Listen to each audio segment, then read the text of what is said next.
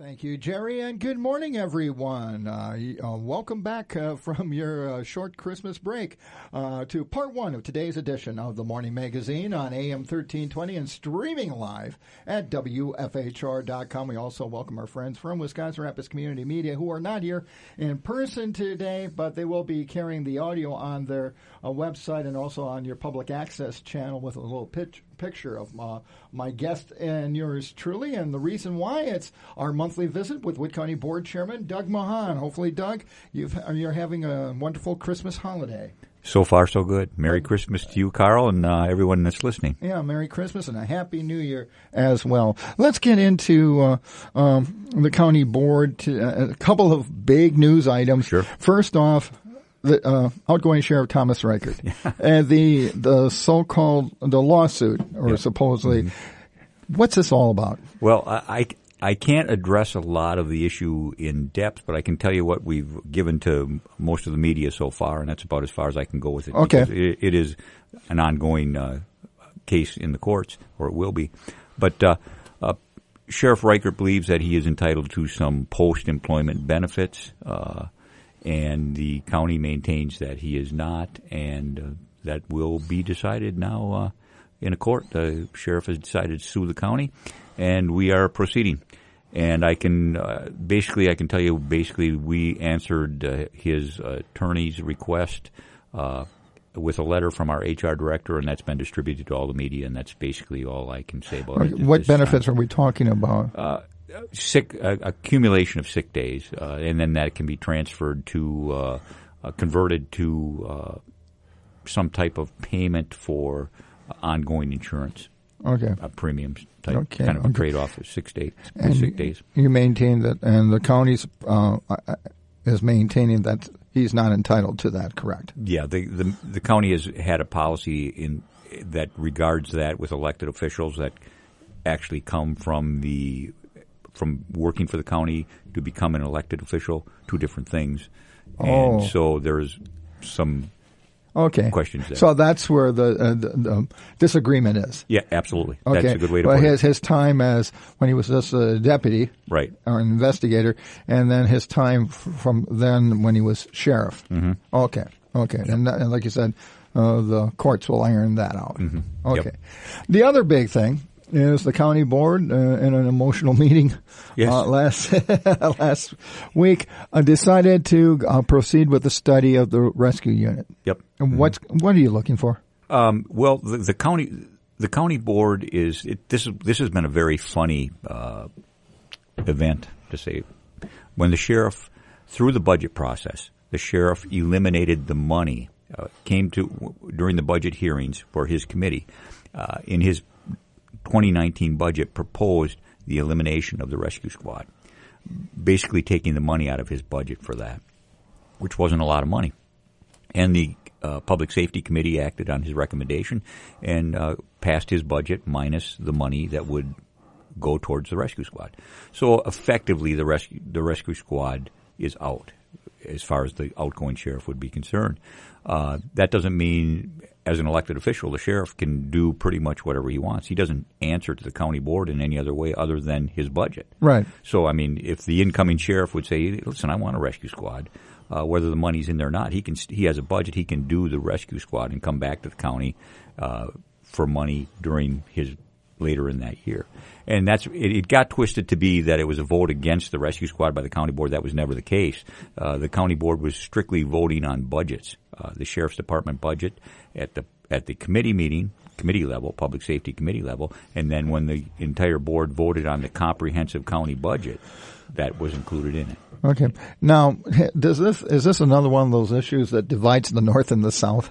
Oh, yeah. Sadly, it does. And that's one of the things I think that the new sheriff – now, this is back in the hands of the new sheriff. Right. And basically the resolution on the floor last week at the county board was just an encouragement for the new sheriff to take a look at the total dynamics of the rescue squad. Do we need this? Do we need to change it? We need to know what it affects, who it affects, how it affects them, and make that decision. Because one of the things I've heard from both sides, I hear from the folks here very strongly in support of the rescue squad. Oh, absolutely. But I've gotten calls from folks up in the north who go, we never see the rescue squad. And we're paying for something we don't benefit from. Yeah, and then we get that argument. Yeah, and I as well. I've heard those same stories, and there's a legitimacy to both sides. There's 2 points, and that's why I think the new sheriff and I think Sheriff Becker coming in realizes that. I think he's going to take a good look at it and realize that if we're going to have a rescue squad, maybe we need to make sure that we're taking care of the entire county. In one way, people that think they're not getting good service from the rescue squad or no service from the rescue squad, their concerns are addressed, and I think he'll do that. Okay. Now, how long is this study going to be? Or I think it'll be fairly quick. I don't think that he's going to drag things out one way or the other. Okay. I think he's a man of action. I think he'll do the right thing. Now, with regards to the overall county budget, so far. Well, we had those early storms, but now it's been quiet. But we're looking at maybe a big one. Mm-hmm. So, how are we? I asked the city about this. How are you in terms of snow removal, etc. For the remainder? We're fine. We'll be fine. I don't know how. I think you're talking about the one tomorrow night. I believe you're talking about Wednesday evening. Yeah. And that remains to be seen because it seems we were going to get clobbered a couple of times here. We haven't. I'm not saying that we aren't. I'm not a weather prognosticator, but we're in good shape. Those budgets are all taken care of, and we always have contingency money to fall on if we need to, and we haven't had to do that for some time. Our highway commissioner does a great job with his budget as well. The other thing, I'm surprised that you didn't bring it up, but the other thing at the big news item at last week's county board was the memorandum of understanding with the Armenia Growers Association. I was going to ask you about that. That was big. We had a lot of public comment. I don't know if you were able to see the video of the county board last week, but we had probably an hour of public comment at the start of the board meeting. And there was two groups there, obviously one for the rescue squad and then obviously one concerning the water controversy in the town of Port Edwards in Juneau County, the town of Armenia. Okay. And how is that going to be resolved? Well, what we've done, the county has entered into, Wood County has entered in. This crosses county lines. This is Juneau and, right, I was gonna say. And Wood County are both involved in this because the corridor for the tainted wells actually crosses the county lines, Juneau and town of Armenia, town of Port Edwards, and Wood County. What we've done is Wood County has entered into a memorandum of understanding with the Armenia Growers Coalition, and what that involves, and it's a fairly lengthy document and it addresses a number of issues, but basically the big initial impact of that memorandum of understanding is that anyone that has a well, a private well that tests higher than the national standards for nitrates is going to be able to, number one, initially right away get bottled water so that they have safe drinking water. And the Growers Coalition, they're going to provide that. And then they are also going to provide water treatment systems for those people, for their houses, so that they can treat their water from their wells and bring it down to acceptable standards for nitrates. There's other aspects of the thing. There's parts of the memorandum of understanding that address long-range studies regarding depths of nitrate levels, where the proper depth for a new well would be appropriate. Possibly farming techniques that may address the application of fertilizer, which is basically at the heart of the problem for nitrates in those wells. And then also long-term groundwater studies. That I'd like to mention, too, that the EPA and the DNR are signing in on this memorandum of understanding, too. So there's a lot of people that are very interested in what's going on down there, what's going to continue to go on, and how it's going to be addressed. Now, is the cost going to be shared among these various entities? Actually, no. The cost for the initial bottled water and the treatment systems is going to be that's going to be the responsibility of the Growers Coalition. Okay. And that's a 4-year. I believe that's a 4-year agreement where they will maintain as well as provide those systems. Are you concerned at all that there might be other areas in Wood County that have a similar geologic profile that could be susceptible to the same problem? Absolutely. I think that groundwater is one of our critical issues right now and probably going forward in Wood County. It's something that the SEED committee, our Conservation and Economic Development and Education Committee, has really been talking a long time about some type of survey type, and that's actually what brought this to light in the town of Port Edwards, was some initial surveys that were done on these wells. But we're talking about a more probably comprehensive countywide survey, yearly taking a number of wells, budgeting for a number of wells, and then asking those people to voluntarily take part in those surveys so that we can get a good snapshot of what kind of groundwater we have in the county. Because I think it's just becoming an issue in a lot of people's minds. Years ago, people didn't talk about it. If you drilled a well, you didn't worry about that kind of stuff. You didn't worry about nitrates. But I think given what's happened in Kewaunee County and over in the eastern part of the state, where it's really become quite a problem, that it's on people's minds much more. Well, groundwater moves, as we all know. Absolutely, it does, and it really does. And that's one of the things that you need to know, is where it moves. As where it's moving and where's this contaminant. I go back even further when eldercarb was found in Portage County, absolutely, moving toward Wood County, and everybody was concerned about eldercarb, which was a popular pesticide at the time used on potato fields. Absolutely. And there was that people got real nervous about that. This is similar. I as well remember that, and you're absolutely right. That's what it brings that to mind for me too, because I remember those days, and this is very, very similar to those same types of events when they had those heavy pesticide contaminations in the groundwater, and it's exactly the same thing. In fact, some of the remnants of those days are still in effect. If you look at Portage County, their groundwater committees and things like that were actually formed. Their citizens groups were actually formed during those eldercarb days. So they still provide, a kind of I don't know if you want to say it's a watchdog, but an awareness of the problem. Right. Now we got a new administration coming into Madison. Governor Evers.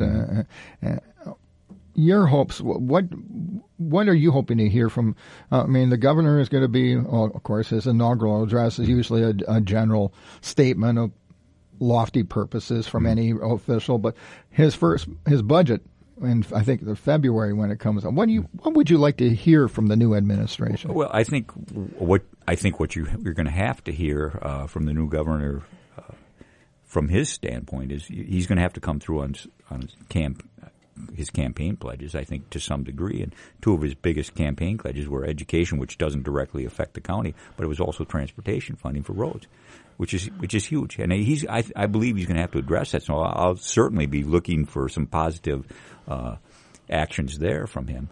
I saw I think it was yesterday or the day before, that he named his new transportation secretary, and I think that person made some remarks about they would be aggressively looking for long-term solutions to those problems. And I think that's what you have to do. I don't know how he's going to do that. I wouldn't want to be the guy that has to make those decisions. But as from a county perspective, we certainly are looking to see some improvement in that area for sure. Any other aspects of the budget that you're concerned about? They had a budget hearing up in Wausau, the chamber officials and the like. There was some concern expressed. Well, reform WEDC, but don't get rid of it, because there's the fear that if you got rid of WEDC, then all the money that's been coming to central and northern Wisconsin will be going to the south. We'll be back to a system that rewards the big urban areas to the south. Yeah, and I don't know what he's going to do there. I think his hands have been, effectively tied somewhat in that area. I don't know what he'll be able to do. That whole economic development piece is it's hard, because when you're talking about rural and metropolises, there's a lot different about when you're talking economic development in Milwaukee or Madison, and you're talking about it in Pittsville or Auburndale. So it's different things to different people. But yeah, certainly we want to see some action there as well, because the rural areas, broadband. I mean, holy cow, in rural areas, we've got to have that. That's key. There seems to be a bipartisan consensus about that. So then it's a matter of reaching an agreement on the actual way you're going to do it. Exactly. Yeah, and I think there does. It's still I'm still incredulous as I travel through the state that even when I'm talking to my cell phone, I'll lose a call. I've lost calls driving down I-39. You got to be kidding me! But it happens, and it makes me aware that wow, there's people out here that don't have the access to the technologies that I take for granted. Yeah. In Wisconsin Rapids and in most of the places I travel. But that would be problematic if I was living there. Well, and also if you're a business person. Yeah, absolutely. You can't absolutely. Last week when I had the mayor for his monthly call-in show, I brought up this one area, and he said it's really a county area. We were talking about problem traffic areas in the city. Okay. And I mentioned Griffith Avenue, intersection with 8th Street. And if you're coming from Bridges and you get to constantly I've seen this where people are in the right lane and they're going straight. And is there something we can do, like some additional signage or something to make people aware that no, it's a non-traditional type of a setup. A lot of people, it's usually right, you can go straight or turn right. In this case, you got to turn right only. Is there a way we can? Because otherwise, I'm afraid there's going to be a serious accident. Yeah, and I guess I don't travel that way a whole lot, but it's certainly problematic. And I do know what you're talking about because I have been through there. And I would have, I really don't have the answer for you there, Carl, because I would have to talk to the highway commissioner and bring it to his attention and see what he has to say. But I think would probably be not to pass the buck, but I think that would actually, the state would have to weigh in there as well. Okay. I mean, could we get somebody? Could you mention it to them? Sure, absolutely. And just because it is, like I said, I've seen some near crashes there, and I've almost been involved with it where I'm going straight and someone right to me, I'm going, "What are you doing?" Yeah. That would be a problem. Yeah, and that can be a little scary. Yeah. Or the motel might see a vehicle going. Yeah, exactly. In their swimming pool. Yeah, right. Yeah. In terms during the budget, it was talked about that there was going to be some fees. You're going to one of the things you asked department heads and like to look at is how we've been doing things. Do we charge? Have we been giving away stuff that we should be charging for, etc.? Does this budget address those issues enough in your? Yeah, it does. And a lot of the fees that we charge we're somewhat limited to, and they're not going to be big hitters. I mean, we can't charge people. I mean, the health department can't charge $50 for a shot. Right. Things like that. But where we can identify users, especially in our park systems, things like that. If we can identify users, we're going to probably charge them a little bit for the services we provide. An interesting part of that is as we talk, I mean, this goes back to the economic development too, because we're looking at our development of our ATV trails. I was going to ask you about that too. As a big piece of economic development. Well, how do you go about charging for that? I mean, I think we're going to. Do we charge for that? Number one, how do you charge for that? I mean, the states you have to register your ATV actually or UTV to ride on any state trail or things like that. But there's going to be some maintenance of those trails. We're going to set up some campsites at Dexter specifically for ATVs. I'm really interested to see because I want to see some evidence of some economic impact there. I don't want to presume anything. I don't want to take for granted anything. Or I want to see some numbers, and I want to see what happens. Is this a result, too, with the bad, in terms of snowmobiling weather? We haven't had the best snowmobiling weather. And a lot of counties are going, okay, if we don't have snowmobiling weather, why don't we develop our ATV and UTV trails? Yeah, and I think that's legitimate. If you go up, my wife and I happen to have a place in the UP, and where we are in the UP, I can practically travel the entire UP on an ATV if that's what I want to do, and the trails are pretty good. Now, of course, up there they don't have the dilemma that we often have, which is no snow for the snowmobiles, because that's really their tourist season is for snowmobiles. But I'll tell you what, summertime, fall, you can see. I know I can see. It may be perception to some degree, but you can see the economic when you have packs of ATVs traveling and you see them crossing roads in areas like around by the casino when we go by the casino, or in towns where there's places where you can eat and stuff like that. It's got to be happening. And so if you get that kind of impact from them, yeah, it makes a difference. Okay. Not only that, but if you go back to the purchase of an ATV in the county, you're talking a fairly big ticket item. Right. If you go to Marshfield or Rapids Country Sports, say you go to Country Sports and buy yourself a brand new UTV, you're going to drop some tax money in Wood County. So, I mean, that you have that aspect of it, too. If you have a good trail system and people are purchasing those units, that's a hitter.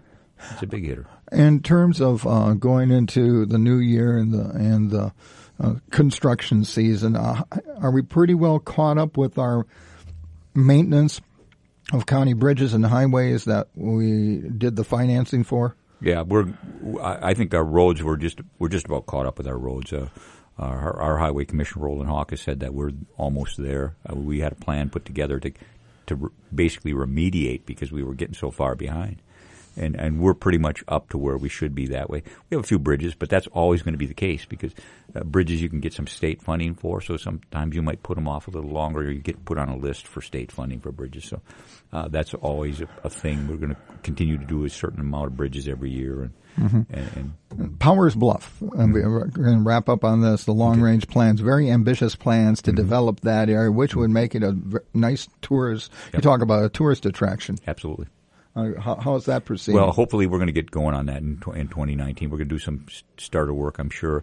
You may look, there may be it depends on the committee again, but you may see a big capital project there in the 2020. You may see that be a part, if we do any bonding next year, that may very well be a part of it.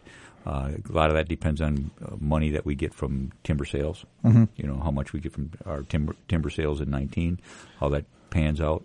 But I think that 2020 you'll probably see the initial big start of that project. Okay, man, I know they've been getting public input on it, so there's a lot. There's a lot of interest among the public. That is a great project. Yeah. Okay. Anything else before I let you go? Oh, I'd just like to mention that we have a supervisor that had some health issues during the board meeting, Supervisor Bill Winch, and I'd like to say hi to Bill. He's up in the Marshfield Hospital right now.